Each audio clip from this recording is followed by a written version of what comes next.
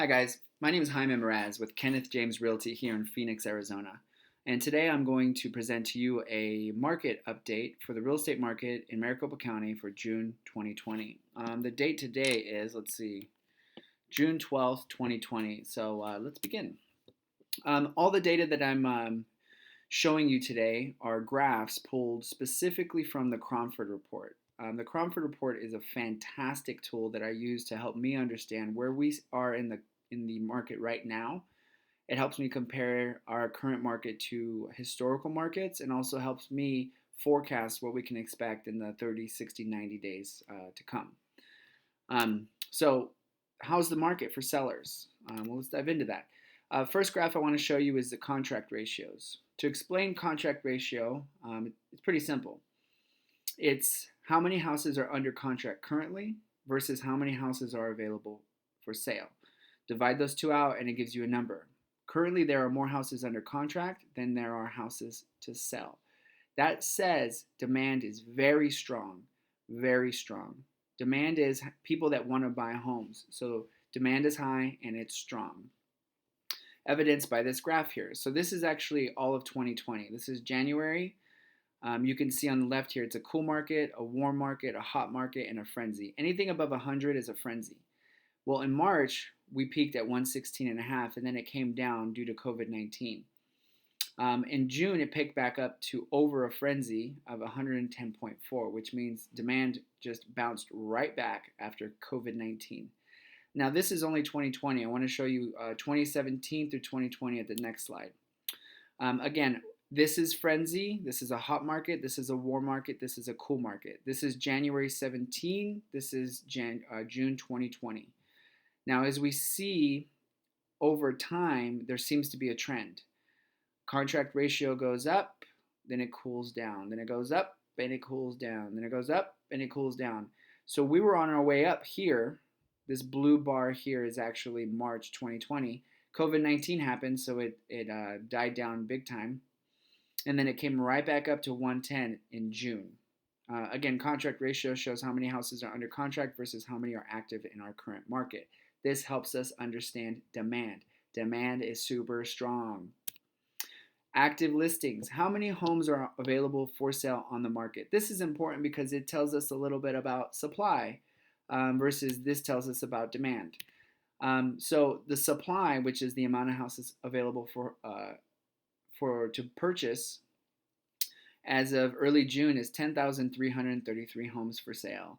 Now, this number may not mean a lot, but when you compare it to previous years, for example, June 2019, there were 15,283 homes on the market. And then as you can see, this blue line and this red line are 2016 and 17. Historically, we've had about 20,000 homes for sale on the market during June, except this year we're about 10,333. Guys, this is the same story over and over again, and you're going to hear it over and over again. Supply is very limited in Arizona. It's very low, right? For some reason, people are not moving or selling, right?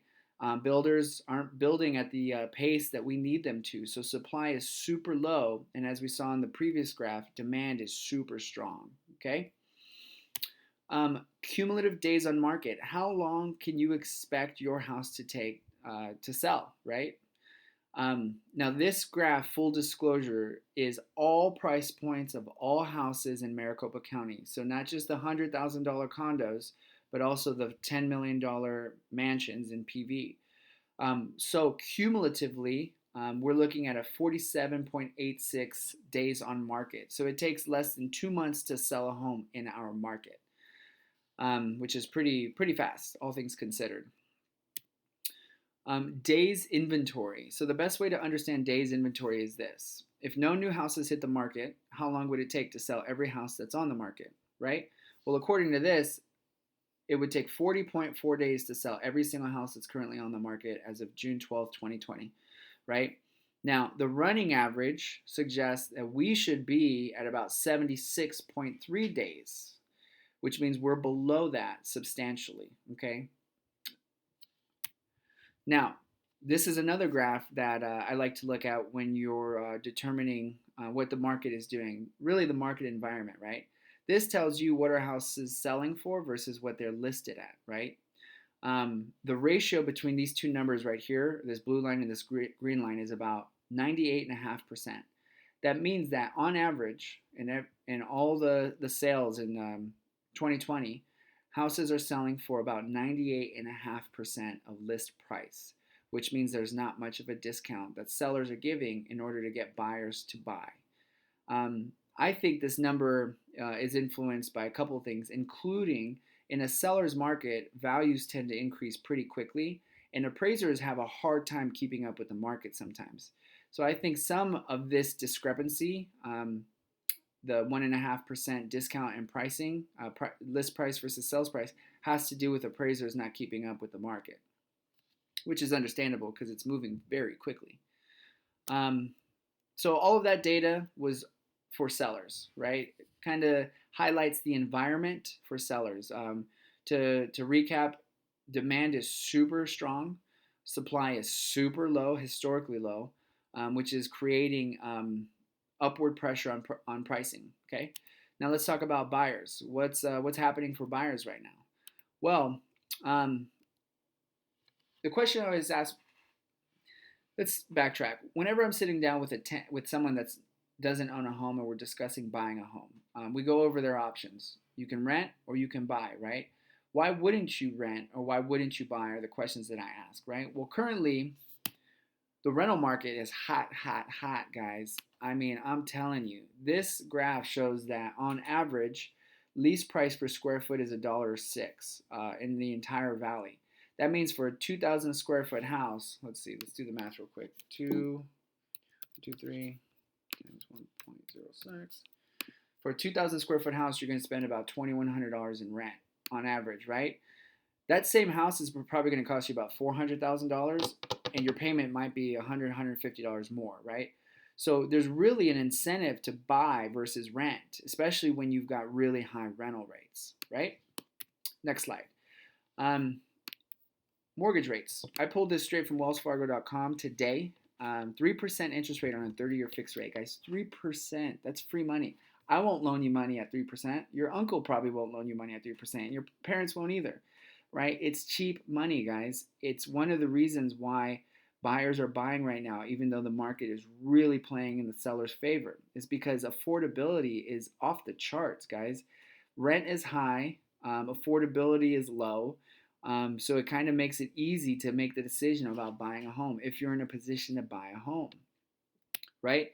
Now, to give you an example of how much interest rates impact affordability, let's look at this simple graph, or not graph, but mortgage calculator. Now, full disclosure, guys, this mortgage calculator only includes principal and interest. It does not include property taxes, hazard insurance, HOA fees, or private mortgage insurance, okay? First example, $400,000 sales price, 10% down, 3% interest rate, 30-year mortgage, $1,517 per month principal and interest, okay? Now, let's say interest rates go up 1%, which is plausible, by the way, because it wasn't more than like 7 months ago. They're at 4.3%, right? I think it was 7 months ago. Either way, within the last 12 months, they've been at 4.3%. I know because I bought a house last year and my rate was 4.375, right? So let's look at this scenario with a 4% interest rate. $400,000 house, 10% interest rate, 10% down, 4% interest rate, 30-year loan, $1,718 per month. So that means for the same exact house, same exact price, but interest rates go up 1%, you're paying an extra $200 per month, right? Interesting. So that's another reason why buyers are buying, even though the market is playing heavily in the seller's favor, right? So, all that to recap. All right, to summarize, contract ratio is 110.4 compared to 75.1 in 2019. What does that mean? That means that there are more houses under contract than there are houses to buy. Interesting. That highlights the amount of demand that exists in our market. Active inventory is down about 43% since 2019. Average days on market are about 48.6 days, which is less than 2 months. Days inventory is just over 40 days, which means it would take about 40.4 days to sell every house that's on the market currently. Homes are selling for about 98.5% of list price.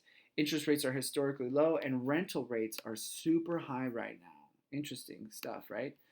So, what is my advice to you guys? Listen, here's my advice to you. If you're renting a home and you can afford to buy a home, save up some money, tighten up your credit, sit down with a mortgage broker, a loan officer, and get a full approval and get all of your questions answered, and then start looking for a house, guys. I truly believe that houses are going to be more expensive next year, and there's a really good chance that interest rates are going to go up next year. So if you're on the fence of buying a home, I recommend you do it sooner than later. If you're on the fence of selling your home, guys, it's an opportunistic time to sell your home right now. If you want to make it a quick sell, instead of it taking 48 days, if you want it to take less than 2 weeks, then I recommend you tidying up your house, paint, carpet, miscellaneous repairs, decluttering, make it smell good, make it look good, take professional photos, hire a real estate agent that knows what they're doing, and put it on the market, price it aggressively, and I guarantee you'll sell it literally in less than, in my opinion, if you do it right, you should be able to sell your house in less than 30 days in this market. Um, Also, if you aren't sure about doing anything and you own a home, guys, I think the market's going to be even better come February, March, April, May next year. I think spring market is going to be real hot next year. Inventory, and I say that because inventory, there's no solution for inventory. We have low inventory, and I think low inventory is going to be the name of the game for our market moving forward because of a lot of reasons, including interest rates are low, but on top of that, our weather is good 8 months out of the year. Our political climate is pretty good. Our economical climate is pretty good. Our cost of living is pretty low. I mean, there's a laundry list of reasons that to live here versus other places in the state, or excuse me, in the country. So I really truly in my heart believe that the data is supporting there will be a supply and demand will remain the same, which means really low supply and really high demand for the foreseeable future, which means prices will continue to go up. I think interest rates are probably going to go up, which means the same house that you're looking at today is going to be more expensive 12 months from now. So, guys, I know that's a lot of information. And if you made it this far, I congratulate you because this stuff makes me go cross eyed sometimes. But that's why you hire a professional. If you need help understanding this information more thoroughly, I am here to help answer those questions. If you're thinking about buying or selling a home, I would love an opportunity to earn your business. Just contact me and we'll set up an appointment that works for you and your family. And we'll get the ball rolling. So let me know if you have questions. Thank you for watching this and make it a great day.